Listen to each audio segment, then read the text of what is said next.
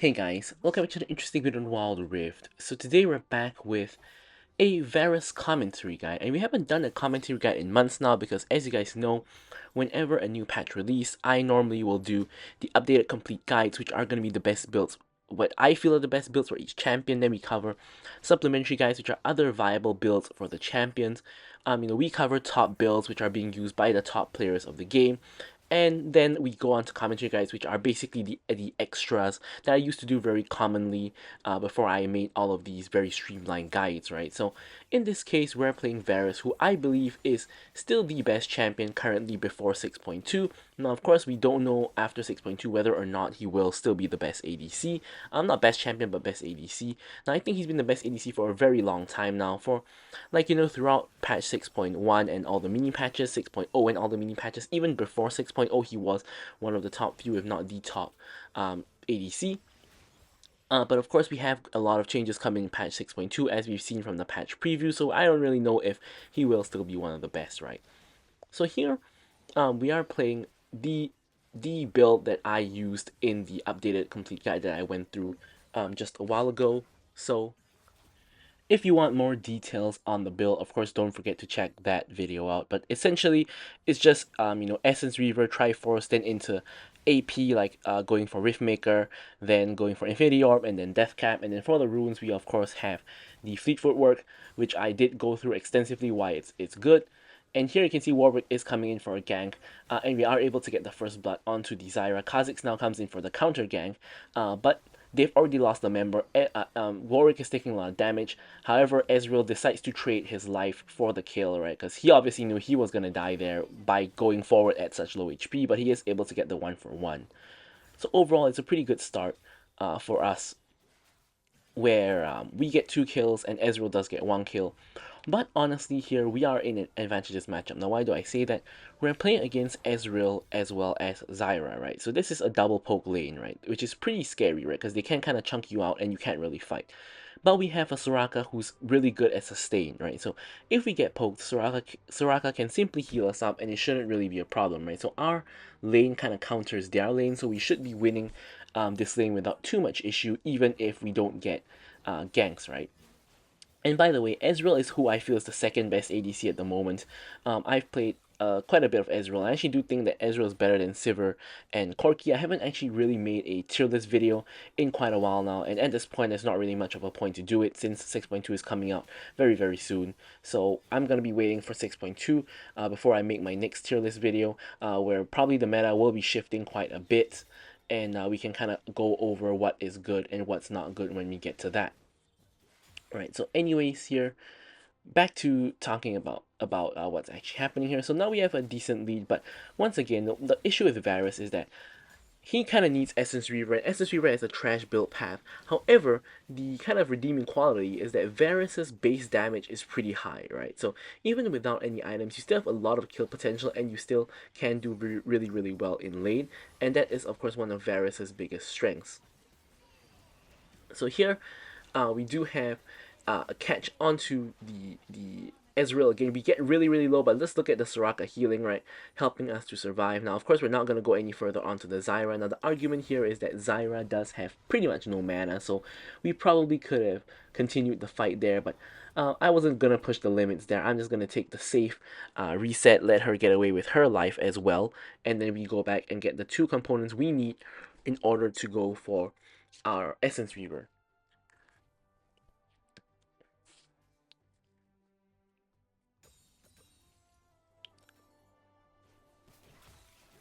So now getting back into the lane, of course now we're 3-0, really huge lead against the Ezreal 1k gold lead. The moment we convert this lead into the Essence Reaver, we are going to be golden, but as of now we are still having a decent lead, especially because he has tier, which gives him no AD at all. So we do have a really nice lead against Ezreal, as well as of course Zyra, needless to say, right? So here you can see we're just trying to get down a little bit of poke damage onto them and return poke, right? After all, Varus is also a decent poke champion with his Q and his E, right? But of course he's also really good in all ins when he ults and pops the W as well, right?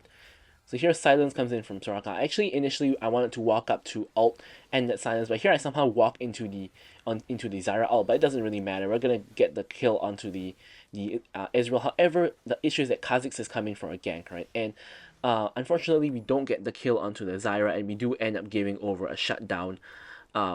Yeah, so there I really had two choices, right? I had the choice between going for the kill on Zyra and then probably dying, or just trying to live and not getting the kill on Zyra. And honestly, I got a bit greedy with it. I thought with how fat I am, I thought I could kill the Zyra and possibly get away to where Soraka is, but unfortunately, the reality was that I could do neither, right? So I just ended up dying, giving Kha'Zix the shutdown, and Kha'Zix is getting pretty fed himself. Now, of course, I'm now still the most fed member of the game with Essence Reaver completed, so this is a pretty big spike for me. You can see that with this, I can pretty much one-shot the wave. I've hit everybody in the wave, and Ezreal as well, and now I finish off that little minion there, and I'm able to now rotate, right? So Kha'Zix spotted in the river there, Zyra as well.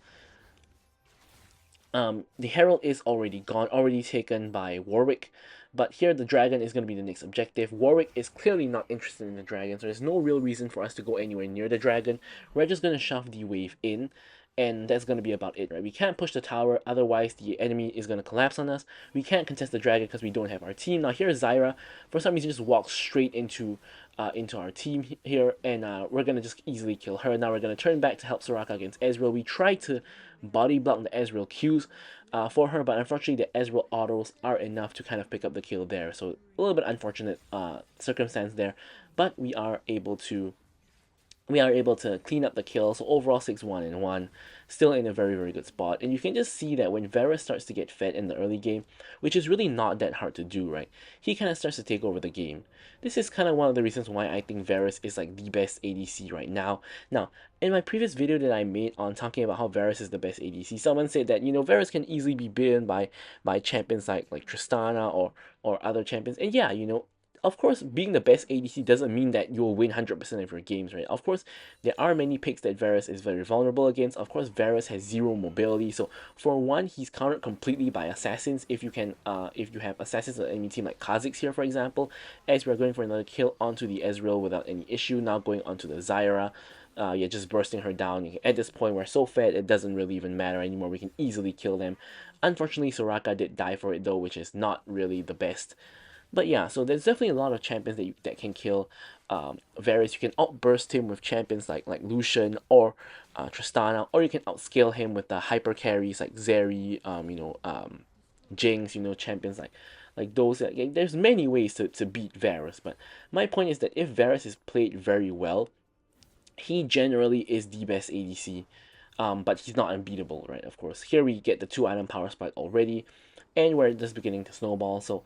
So you can kind of see that in this game, we do have some relatively easy matchups in a sense that, like, at this point being so fed, Lux, Ezreal, and Zyra are not really going to be a big problem because all of them are kind of feeding, so they're not really going to be able to kill us very easily, even if they land their CC, right? But you can see Kha'Zix and Yone are the bigger problems, and I say that because they're assassins who can possibly assassinate me, right? And that is a threat, right? So here, Kha'Zix tries to walk in, but doesn't have the help of his team. I'm trying to cautiously make my way forward. I find the Zyra, just get an easy kill on her. Accidentally hit the blast plant. But yeah, here Kha'Zix is probably the biggest threat on the enemy team because he has like the most gold. He has 2 full lethality items, and if I'm like isolated, I do believe there is a decent chance he is able to kill me by himself, right? So he's really the main one I gotta watch out for, because no matter how fed you are still just as squishy, right? Like, getting fed doesn't make you take any less damage. It only makes you deal more damage, right? Because I mean, I'm not building tank here, so yeah, that is the case, right? But I will be able to maybe fight back. Maybe it'll be like a 1-for-1. It'll probably be a close fight, I would feel, right? So yeah, maybe we will see that later in the game. Maybe we won't. I won't spoil whether or not we see a 1v1 between Varus and Kha'Zix. But for now, you can see in general we are in a really, really nice spot. So here, fight breaks out in the mid lane. I'm trying to make my way there. Warwick gets a kill, and you can see the whole enemy team is collapsing on mid. I'm just staying out of vision. And it's very important when you're the most fed person in the game to kind of try to stay out of vision, because Without you around, the enemy team is more likely to start a fight with your team. And if you are looking to get a fight, right, it's really nice if you can stay out of vision and bait the enemy team to start a fight with your team, thinking that you aren't there. Now here I go extremely deep. I get a triple kill here, get a quadra, and you can see like at this point I'm just so fed that I can just kill all of them. Now unfortunately Zyra is in base, so there's no real penta opportunity here. Zyra is now coming out, but I don't see myself being able to kill her without ult, without flash, and there's no way I can get on top of her to get the damage down that I need to kill her. She is, however, contesting Yasuo here, so I'm going to help out with getting the inhibitor, but in reality, I'm just looking for a possible penta opportunity, but either way, the top lane inhibitor is way more valuable than the mid lane one, so just securing the top lane one just makes more sense anyway. And with that quadra kill, we now are 13-1 and 2, and we're now incredibly fed, right? So we want to look for a reset so we can spend our gold. With the dragon spawning here, enemy team has gotten the first dragon, which is Infernal, so they are likely to be interested in the second one to go towards the Infernal Soul. So here, I'm gonna pick up the Riftmaker and get another item, and then I'm gonna take the portal over to the dragon area where a fight is possibly going to occur. Once again, Kha'Zix and Zyra are trying to kind of two-man the dragon. Yasuo goes in, gets the knockup on Zyra, gets the kill onto Zyra. Kha'Zix now in no man's land, and we secure the dragon, deny them the possible Infernal Soul, and yeah, here we spot Ezreal. I mean, honestly, Ezreal is not any big threat at this point. We don't really care too much about him. Lux just dies under tower. We're gonna focus down the tower. Yone is coming in here, so we're just gonna start whacking him. Tower goes down. We do take a little bit of damage, but we're generally fine, right?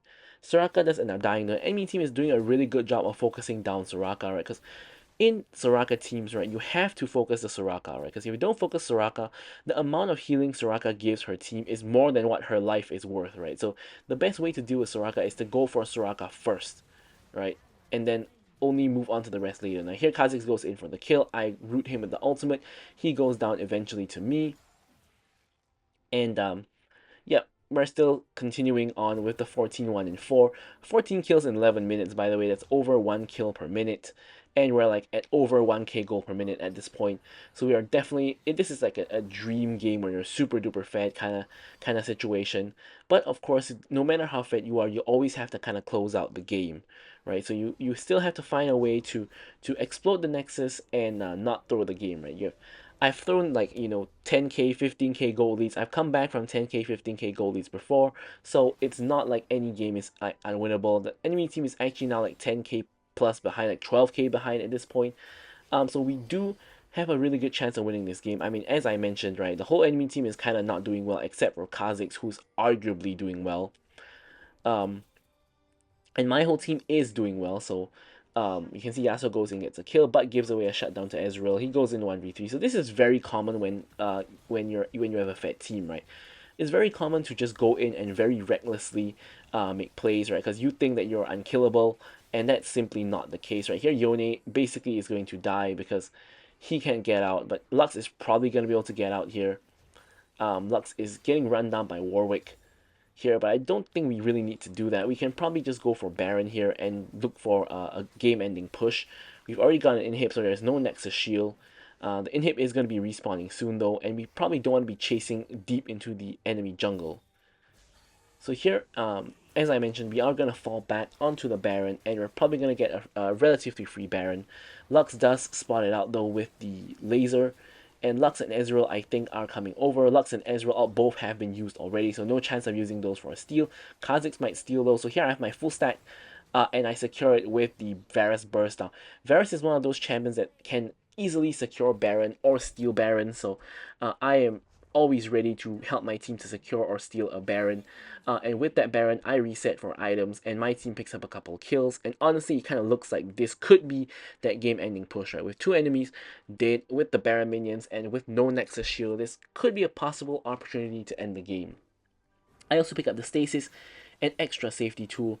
Now honestly at this point with Yone being 1, 3, and 2, I highly doubt Yone can actually kill me, so I'm not really even that scared of Yone anymore. I'm mainly just scared of the Kha'Zix, who at this point is one full item behind me, so I'm not even sure if he kills me, but definitely Kha'Zix has a better shot of killing me than Yone, unless Yone hits a perfect Q3 into ult into me doing nothing because I'm chain CC'd. It's highly unlikely that Yone kills me. And Ezreal even less likely. I'm not sure what he's doing here. Yone gets the ulti on, and you can see here that they throw everything in the kitchen sink at me. Unfortunately, the only reason I die here is because I stood a little bit too far from Soraka. So I think Kha'Zix got the isolated damage, if I'm not mistaken.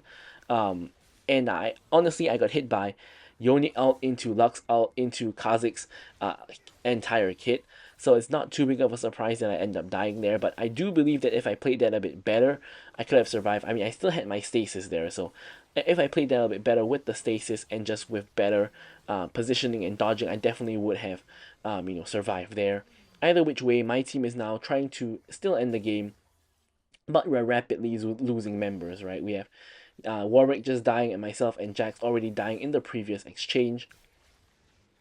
And here I've now just respawned. The last dragon is now up, but honestly at this point, the last dragon is kind of meaningless. The enemy team is not really going to be able to go for it with their base in shambles. And we don't really need it for our team either. We still have Baron active, by the way. They're checking the dragon, but we're not actually even doing the dragon. Now here I'm soloing the dragon for now. Kha'Zix is getting completely zoned off by the Yasuo. And Yasuo maybe is looking to kill Kha'Zix, which would be just nice in general. And here Ezreal gets blocked by the wind wall. I don't think that ult would have stolen the dragon anyway, but nice to just have no risk. Here enemy team is expending a lot of their key spells there. Yone is going in onto Jax. Jax somehow takes 0 damage from Yone, by the way. And at this point, my team is now all grouping mid. Yasuo is on the way, so we should try to avoid fighting until Yasuo gets here so we have our full power. And we're just pushing in the waves, right? Enemy team is trying to clear the waves, and we can't really stop them and zone them from the minions because 2 of my teammates have decided to walk into the jungle and clear vision. Yone tries to go in on me. I'm just gonna cleanse out. For some reason, Yone doesn't snap back initially and then gets silenced by Soraka after the fact, and then obviously just dies because he cannot compete with my damage. Now here my team is going full on aggression. I'm trying to get the snipe. There we go, we get the snipe onto the Ezreal. And it's only Zyra left to defend the base. So at this point the game is pretty much won. I don't believe Zyra can defend the base by herself. The Warwick animation on Zyra is pretty funky, by the way. Like, it just looks like she has a pillar of blood flowing out of her body or something like that. It's really weird, but yep, so now at this point, we're just waiting for the minions to come. There's still like over 10-second death timers on the enemy team, more than enough time for us to end, even with the next wave coming in. We're just going to focus the Nexus, as Zyra also gets focused by my team, and we're going to end the game just like so, right? So pretty dominant game here of Varus, kind of showing why he is the best ADC. But with that, I'm going to leave you guys with the stats as usual. Thank you guys so much for watching the video, and goodbye.